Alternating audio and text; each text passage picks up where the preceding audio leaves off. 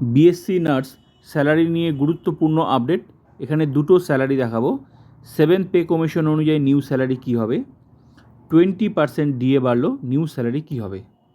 7 pay commission 2027 কার্যকর হবে, আর 20% DA বাড়লো, 18% ছিল, 20 বাড়লো, টোটাল 38% অক্টোবর থেকে পাওয়া যাবে।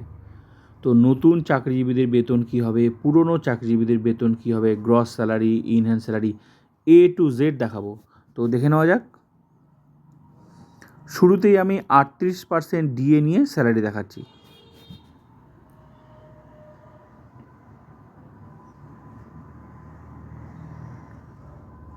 $35,800 চাকরির শুরুতেই বেসিক পে 35,800, প্রতি বছর 3% হারে বাড়বে বেসিক।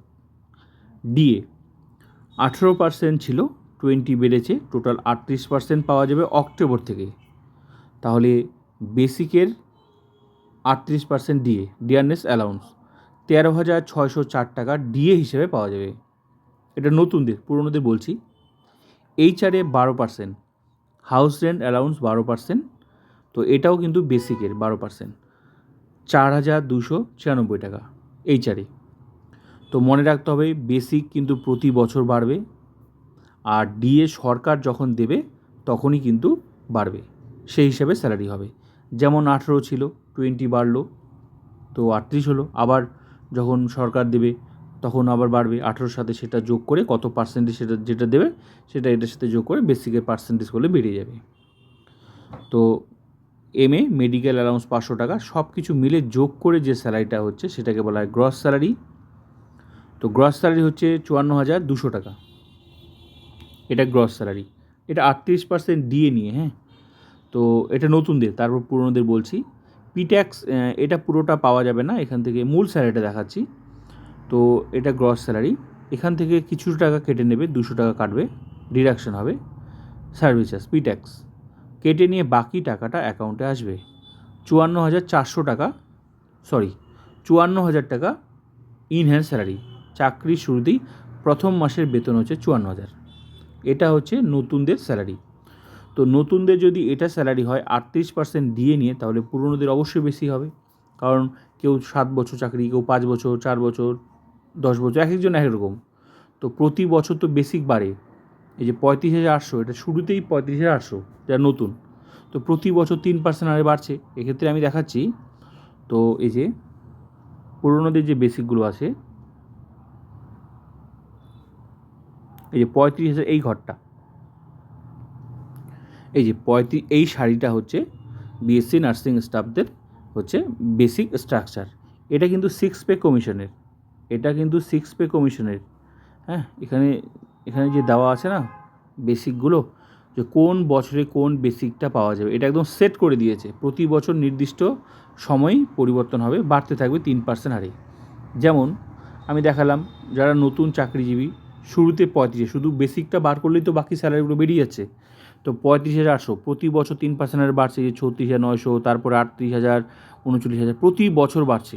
তো এক্ষেত্রে এখানে সেট করে দেওয়া আছে কোন বছরে কোন বেসিকটা পাওয়া যাবে। যত বছর চাকরির হবে তত বছর বাড়তে থাকবে, প্রতি বছর 3% হারে বাড়ছেই। এই যে শুরুতে 35,800 বাড়ছে বাড়ছে বাড়ছে, প্রতি বছর বাড়ছে। তো এখানে বেসিকগুলো সেট করে দেওয়া আছে, যে 9 বছরে কোনটা পাওয়া যাবে, 6 বছরে কোন বেসিকটা পাওয়া যাবে। তার মানে যার যত চাকরির বয়স, এক একজনের বেসিক এক এক রকম, যত চাকরির বয়স বেশি তত বেসিক বেশি। তো এই বেসিকটা এখানে যার যত চাকরি সেই শাড়িটা, আর এখানে এই যে 38% বেসিকের 38%। তো এই আমি যে লিস্টটা দেখালাম সেই লিস্টে যার যত চাকরির বয়স, এখানকার মধ্যে এই স্ট্রাকচারের মধ্যে যার যত চাকরির বয়স, কারো যদি 6 বছর, তো 6 নম্বর ঘরটা, কারো 7 বছর, 7 নম্বর ঘরটা। তো এই বেসিকগুলো নিয়ে সাথে ওই 38% করলেই বেরিয়ে যাবে কত টাকা বাড়লো। তো নিশ্চয়ই নতুনদের যদি এটা স্যালারি হয়, তো পুরনোদের অবশ্যই বেশি হবে, কারণ বেসিকটাও তো বেশি। শুধু 38% করলেই বেরিয়ে যাবে। তো এইভাবে হচ্ছে ডিএ নিয়ে স্যালারি হিসাব নতুনদের পুরনোদের। এবার আসি 7 পে কমিশনের স্যালারিটা কীভাবে হবে, পুরোটা তো সরকার ঠিক করবে। তো এই সরকার কিন্তু স্যালারি দেয় কর্মচারীদের, সরকারি কর্মচারীদের এই সরকার কিন্তু ভালো স্যালারি দেয়, আশা পূরণ করে। তো এবার বিষয় হলো 7 এখন তো 6 পে কমিশন, 6 থেকে এবার 7 আসবে। তো 6 থেকে 7 আসবে, এটা বুঝতে হলে 7-এ কী হবে, নিউ স্যালারি কী হবে, এটা বুঝতে হলে 7 পে কমিশনের স্যালারিটা কিন্তু পুরোটা সম্ভাব্য, হ্যাঁ, এটা কিন্তু আনুমানিক। কী হতে পারে, কীভাবে হতে পারে, সেটা পুরোটা কিন্তু সরকার ঠিক করবে, কিন্তু একটা অনুমান করা যেতে পারে কীভাবে হতে পারে। তো 5 থেকে 6 যেভাবে হয়েছিল সেইভাবে যদি হয় তাহলে কী হতে পারে সেটা আমি দেখাচ্ছি। যদিও সরকার যা দেবে, যা করবে ভালোই করবে, কারণ সরকার কিন্তু ভালো স্যালারি দেয়, যেমন 20% বাড়িয়ে দিল ডিএ, ঠিক আছে। তো এরকম, তো এই যে 35,800 চাকরির শুরুতে যে বেসিকটা আছে না, এটার সাথে গুণ হবে। তো এবার বিষয় হলো ফিটমেন্ট ফ্যাক্টর। তো 5 থেকে 6 কত ছিল, এই যে 5 থেকে 6 ছিল 13,400, এটা 5 পে কমিশন থেকে 1 লাফে আসলো 35,800, 5 থেকে 6। তো সে সময় গুণ হয়েছিল 2.57 ফিটমেন্ট ফ্যাক্টর, এই যে 2.57 কিন্তু ফিটমেন্ট ফ্যাক্টর। তো যদি 5 থেকে 6 যে সিস্টেমে এসেছিলো সেটাই যদি আবার হয় তাহলে কিন্তু সম্ভাব্য স্যালারি, তো চাকরির শুরুতে বেসিকটার সাথে কিন্তু গুণ হবে, যেটাকে বলা হয় ফিটমেন্ট ফ্যাক্টর, ওটা কিন্তু গুণই হবে, সেটা গুণটা যাই হোক না কেন, 2.57 বেশি হোক বা কমই হোক, গুণই হবে। যদি 35,000 সেই সিস্টেমই হয় তাহলে কিন্তু নতুন বেসিক হবে 92,006 টাকা। ডিএ যেহেতু বেসিকটা বেশি বেড়ে যাচ্ছে, তো শুরুতে কিন্তু ডিএ শূন্য হওয়ার সম্ভাবনা আছে, কিন্তু সরকার কিছুদিন পর তো ডিএ দেবে, আর তাছাড়া এই সরকার কিন্তু ভালো স্যালারি দেয়, মোট কথা যা করবে ভালোই করবে।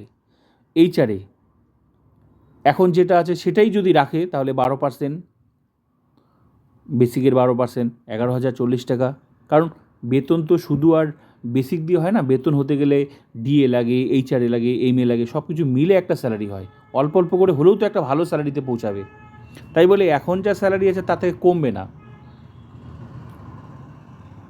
এইচআরএ, হ্যাঁ, এইচআরএ এটার হাউস রেন্ট অ্যালাউন্স, এটার হচ্ছে যদি 12%, এখন যেটা আছে সেটাই যদি হয় তাহলে 12%, 11,040 টাকা। পুরোটা আমি বারবার করে বলছি, পুরোটা কিন্তু সরকারের উপর ডিপেন্ড করছে, সরকার যা করবে ভালো করবে। কিন্তু যদি এরকমই হয় 5 থেকে 6 যে সিস্টেম আছে সেরকম যদি হয় তাহলে আমি দেখাচ্ছি এটা, ঠিক আছে।